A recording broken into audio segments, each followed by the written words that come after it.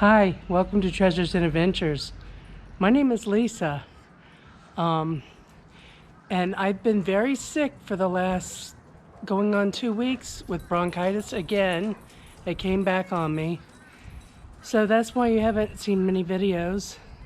But I just wanted to let you know that pretty soon we're going to be going out camping, probably in a couple weeks. So stay tuned for that.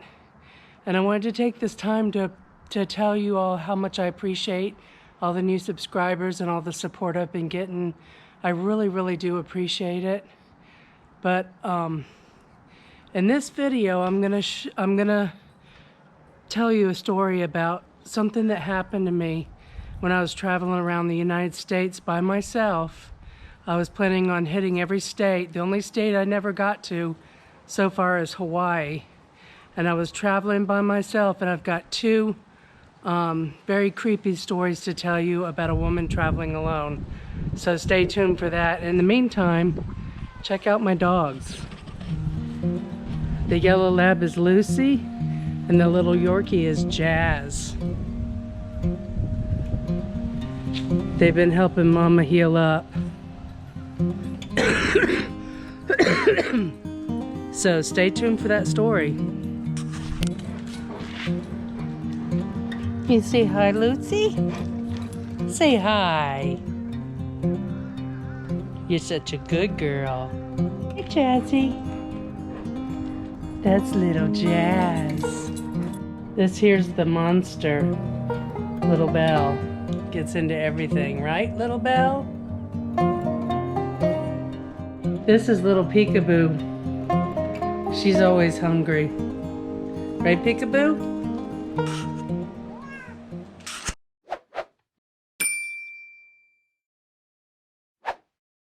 So back in 2016 and 2017, I decided I wanted to go to every state in the United States.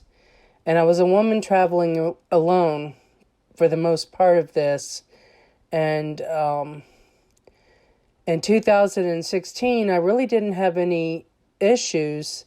I even camped in a Walmart parking lot, slept overnight because I was going to Glacier National Park the next day. But, I really didn't have any issues in 2016. But I decided in 2017 I wanted to, hit a few states I hadn't hit, and also do another loop through South Dakota to go back to, Keystone, South Dakota, because the first time I went through there, they were having Sturgis Bike Week, which was a nightmare, and I didn't get to see a whole lot. So I went back to Keystone, South Dakota, and I ended up pulling into town late at night, and I stayed at this place called the Powder House Lodge in Keystone, South Dakota. And if you've never been there, the hotel, it's like a cabin. The cabins were nice enough, you could tell that they'd been used a while, but they were in the process of remodeling some of them. But the food there was unbelievable. It was so good. So I spent the night there, and I woke up the next morning to like 20-something degrees and snow all over the ground. And I decided I was going to go around and check out the area. But I put on Facebook where I was, and a friend of mine reached out and said, "Hey, me and my wife are here. Let's hook up. Go get a beer or something." So I said, "Okay, we can do that." So I was planning on meeting them in Custer later that day. So I was going, I went to the Crazy Horse area and stuff, and there was a area in the mountains. I was going around these roads, it was a little bit snowy out, and there were some people that were at this overlook, and they got in their car and they left. Well, when I got to the overlook, there was nobody there. It was just me and my car.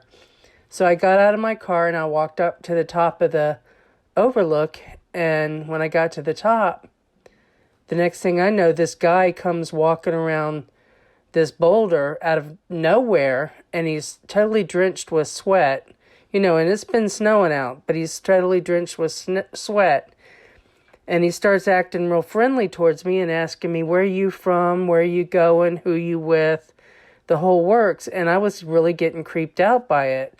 I was thinking, why is this guy so friendly and why is he asking me so much? What does he want? Something's not right here. And my gut feeling was telling me something's not right. Well, my friends that had gotten a hold of me earlier, they ride a motorcycle. And I figured that they were on their motorcycle, but I didn't know that they had flown into a different part of the area and got a car that they rented. So when this guy was talking to me, I could see down the mountain, I could see a road, and I saw these motorcyclists. And I said, oh, there's my friends. I'm supposed to meet my friends. That's what I said to him. And I truly thought it was my friends. Well, it turns out it wasn't my friends, but that was my escape to get out of there. And I went and got in my car and I left. But I was creeped out by this. I thought, this kid's, there's something not right about him, you know. He was telling me all about his life and he was just too friendly. You know, and I just got the creeps because I don't know where he came from or where he even went after that. After that, I looked back up the hill, he was totally gone. So I don't know, there was something that just creeped me out about him. So then after that, you know, I went and saw my friends. I told them about it. They thought it was weird. Well, after that, the next day, I was in the Badlands, and I was traveling around the Badlands. And as I traveled around the Badlands, you know, I thought, well, I got to find a place to stay tonight. So I called ahead at a KOA that was, you know, on the other side of the Badlands, towards the south of the Badlands. And I booked a cabin there for the night. So after I got done in the Badlands, you know, I went to Wall Drugs, the whole works you do out there. And the sun was starting to go down, and I thought, gosh, this KOA is quite a ways away. So I reached out to the lady at KOA and told her I was going to be coming in just a little bit late, you know. So that KOA was wonderful. You know, they got me firewood set up, even though they didn't have any. They went and got me some. And I got in there, got, you know, paid for. Went to my cabin, and I'm unloading my car into the cabin. And I look over, and there's this man standing there, and he's got like an old pickup truck with like a camper on top. But he's standing there in overalls, and he's like huge. But he's just standing there watching me with his hands on his hips. And I thought, okay, he's just curious, whatever. But he wouldn't stop watching me. So I was getting creeped out by him. And then I noticed a woman came out of his truck, and he slapped her and told her to get back in the truck. And I thought, okay, this is not right. Something is not right here. I don't like it. And the next thing I know, he went back in the truck, and I didn't think anything of it. I just thought maybe they went to bed or whatever. So I'm, you know, building my little fire, getting my room ready to sleep in. And I look over, and there's that guy standing there again. So now I'm really getting creeped out. I'm like, why is he watching me? This is weird. So finally he went back in again, and I didn't see him. But then I started hearing something. And I couldn't figure out what it was I was hearing. I kept hearing a stomping and a stomping. And I could hear leaves like rustling. And I look over, and here comes this cat. That I have no idea where this cat came from. He just appeared. So I start petting the cat and talking to it and feeding it, of course. And, you know, I thought about bringing it home, but I knew it probably belonged to somebody. So I just let the cat go, and he finally left. And then I put the fire out, and I'm going into my room to you know, my cabin to go to sleep.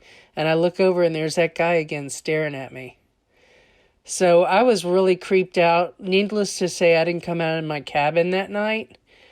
And the next morning when I got up to leave, you know, I got up to go take a shower, but I thought I'm going to drive, you know, pack my car up, and I'm going to drive to the shower. So when I got up to drive to the shower, they were gone. But it was really weird. I was creeped out by it. The whole vibe was really weird. But that's my spooky stories of a woman traveling alone. You know, always be aware of your surroundings. There's some strange people out there, and you never know if they're good or bad. So just keep your eyes open and stay safe out there.